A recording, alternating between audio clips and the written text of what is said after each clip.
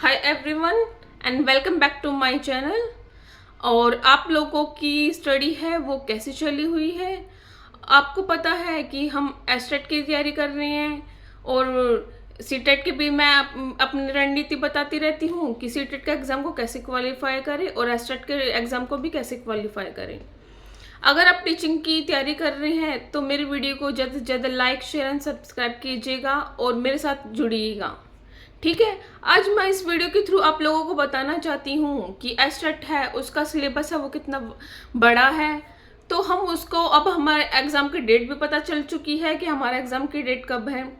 तो उसको हम कैसे ऐसे करें कि जो अपना जो सिलेबस है वो कम टाइम में हम कंप्लीट कर लें।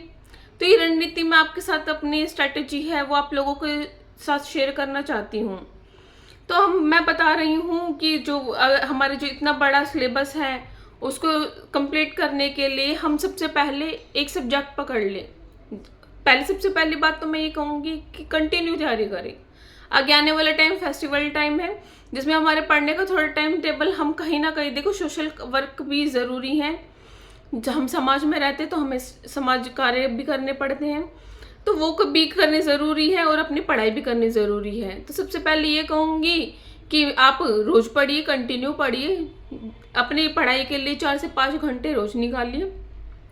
और उस इतने बड़े सिलेबस को कंप्लीट करने के लिए मैं कहूँगी सबसे पहले अपना सिलेबस आप निकाल लो। ठीक है, आप अपने पीडीएफ के तौर पर लेना चाहते हो वैसे रख लो, अगर आप प्रिंट करवा कर निकलवाना चाहते हो तो वो रख लो, कैसे भी करो। सबसे पहले अपने सिलेबस को एनालिसिस करो कि क्या सिलेबस है हमारा, क्या नहीं है। और उसके बाद अपने जो है वो नोट्स ज़रूर बनाओ।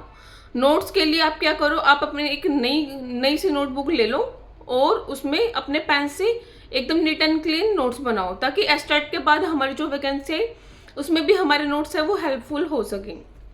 ठीक है, उसके बाद हमारा फर्स्ट डे है, फर्स्ट डे से पढ़ना हम स्टार्ट करेंगे।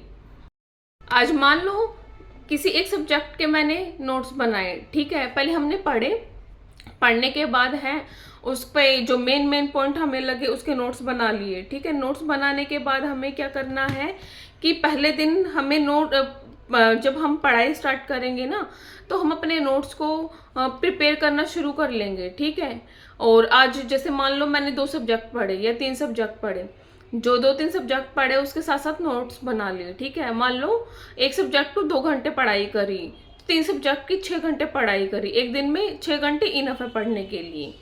ठीक है, अपने नोट्स जैसे बनाओगे ना तो अगले दिन जब आप पढ़ने बैठोगे तो जो आपने पहले जो नोट्स बनाए थे, एक दिन पहले जो नोट्स बनाए थे उस नोट्स को पढ़ोगे, रिवाइज करोगे। आप कम से कम आधा घंटा तो दोगे रिवाइज करने के लिए।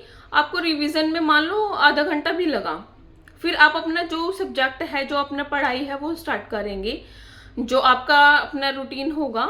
ठीक है, वो पढ़ेंगे।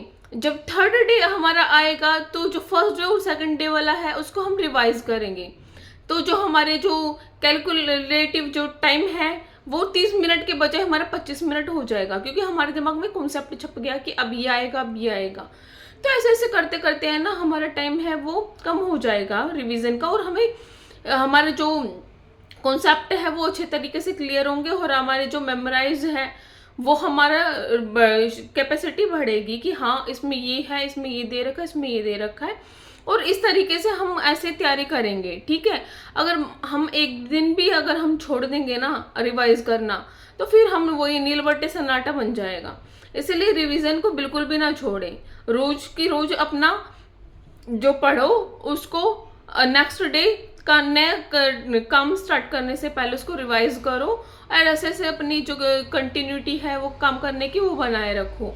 ठीक है, इस तरीके से आप रिवाइज करोगे तो उसमें टाइम कम पीरियड भी लगेगा, अपने कॉन्सेप्ट भी मजबूत होंगी और हमें ये भी पता चलेगा कि जो हम नोटबुक भर रहे हैं वो सिर्फ हम अपने कॉपियों को ही नहीं भर रहे, अपनी नोटबुकों को ही नहीं भर रहे, बल्कि हम आपको समराइज भी कर रहे हैं, जिसे जब हम मॉक लगाएंगे और जब हमारे एग्जाम होंगे तब हमें एकदम देखते ही याद आ जाएगा। हाँ, एक टाइम में ऐसा भी हो जाएगा कि मैं भी याद आ जाएगा कि हाँ इस बुक के अंदर इस टॉपिक के बाद में हमने यहाँ ये लाइन लिख रखी है।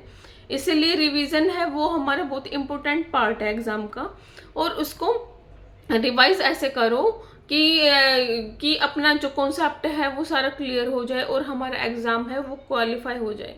आप ये जो स्ट्रेटजी है वो अपना सकते हैं और इससे आपका एग्ज़ाम इजीली क्रैक हो जाएगा। अगर आप सीटेट या एस्टेट या कोई भी टीचिंग लाइन की तैयारी कर रहे हो तो आप मेरे साथ जुड़ सकते हो। और मुझे अच्छा लग रहा है कि आप लोग मेरी वीडियो को लाइक कर रहे हो।